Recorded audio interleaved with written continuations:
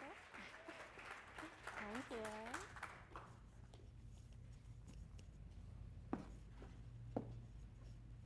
So I have a story I've written. It's what's called a twisted fairy tale. It's twisted off of Goldilocks. It's called Moldy Socks.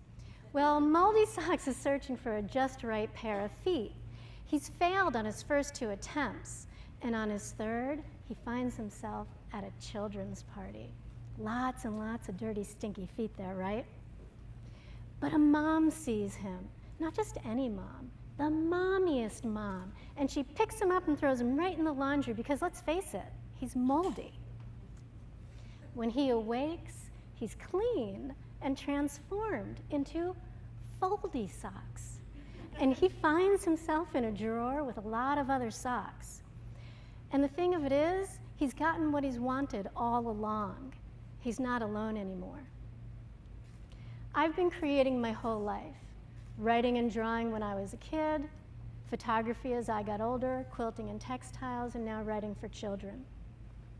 And through all the time that I've spent creating, I think I've spent as much time wondering why I create in what I like to call the face of the void. This yawning darkness in front of me, where there is no pat on the back for what I'm doing, where there's always the possibility of failure, where there's just me, by myself, all alone, creating, and wondering why I keep having to do this. And I think the key is in the word having, that I have to create, that there's something inside of me that I'm driven to get out. Rilke said, "It's good to be solitary, for solitude is difficult. That something is difficult must be one more reason for us to do it."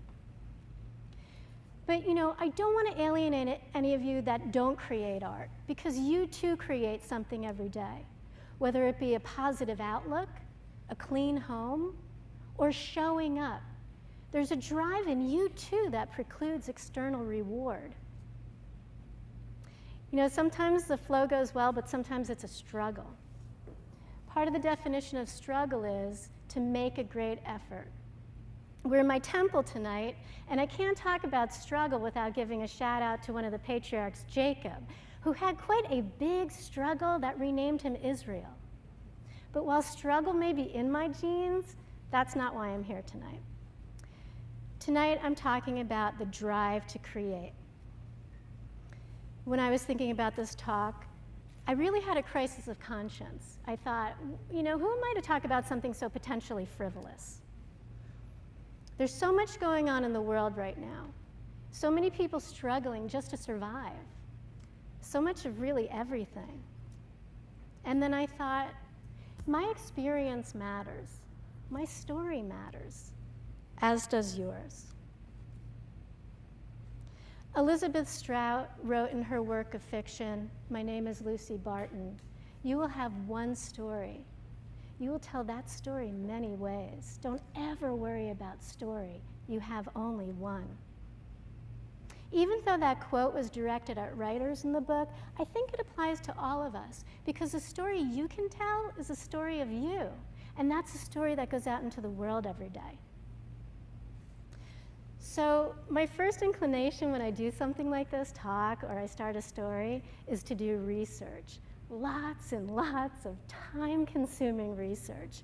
And I did. I researched the heck out of motivation, the drive to create, the creative process.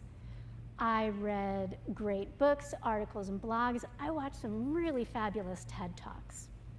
There are so many studies on the internet about intrinsic and extrinsic reward in relation to motivation and drive. I won't get lost in the details here. You can surf the web and do that like I did. But while I wanted to find the science behind my drive to create, what I found is that it's really much more personal than that. As Dan Pink said in his TED Global 2009 The Puzzle of Motivation talk, research shows that intrinsic motivation is a desire to do something because it matters, and it gives us a purpose and yearning to do what we do in the service of something greater than ourselves. Well, I wanted to sanitize myself in science. I couldn't. And so I had to really think about my drive. I spent some time in my shadows. And what it really comes down to is this. When I was a child, I spent a lot of time alone. I kind of felt a little disconnected from those around me, and I really didn't feel like I fit in with the other kids. And so I spent most of my time reading. I was always reading, anything I could get my hands on. I went to my local library and so excited when the librarian said I could take out adult books even though I wasn't old enough. As I got older, I chose my books based on thickness. The thicker, the better. I got lost in books. I got love in books. Books were my friends and companions. When I was reading, I felt connected. I felt like the stories and characters were speaking directly to me. And when I write my stories, I write one story. And the story I will always tell is, you are not alone. Reading was my lifeline when I was a child. Books filled my soul, filled an emptiness inside of me. And in the dark of night, which could actually be daylight, but dark of night is much more dramatic. So in the dark of night, when things might not be going well, I found that compassion, trust, support, connection, and humor can help get me through. Because even though I have this drive to create, it doesn't mean the work comes easily. Krista Tippett is one of my personal heroes. She gave a great TED Talk on compassion. And so I have compassion for myself when I'm hearing these dark thoughts. I feel what I'm feeling, but I don't let it get the best of me. I value myself and what I am doing. I trust in myself that when things get difficult, I've been here before, I've gotten through, and I will get through again. I trust my experience, and I recognize it and I value it. Support, of course, family and friends, but also the children's literature community that I'm a part of, where I can go and get support because they've been where I've been, and also where I can go and give back support because that's so important. All right, connection. So stay with me here. So I feel like when I write my stories down, somehow my words filter out into the universe and maybe add a little positivity out there. Kind of beautiful and mysterious. I don't know if it's true, but I'm going to go with it. And humor. I heard about this website on one of my favorite podcasts, Pop Culture Happy Hour. It's screamintothevoid.com. You type your feelings here, you press scream. It's very satisfying.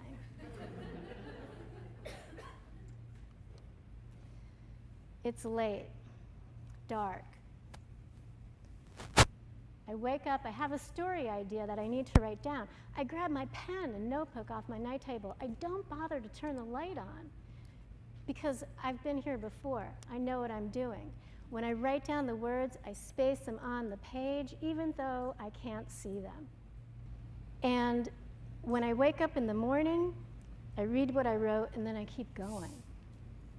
Right? So here's the thing. I just told you that the reason why I have this drive to create is because I have this one story to tell. True, but also true, we are not immutable. Can we change a story if we want to? Yeah. Can I change a story I want to put out into the world? Yes, and you can too. I recently read this article by Jenna Wortham in the New York Times Magazine. She mentioned these two scientists that offered this theory in quantum mechanics. They posit that a particle can be split along many timelines and yet still interact with one another. It's called entangled histories. But what I want to pull from that is that we too have entangled histories, and how we treat one another and react to one another and how we are with ourselves affect us not just now, but through time. And when I think of myself as a child so long ago, alone and reading her book, and I think about how that might have a positive effect on another child in the future because of that experience, it makes me think of this Nietzsche quote, "Invisible threads are the strongest ties." And so I pose a question to all of you. What story will you choose to tell? Thank you.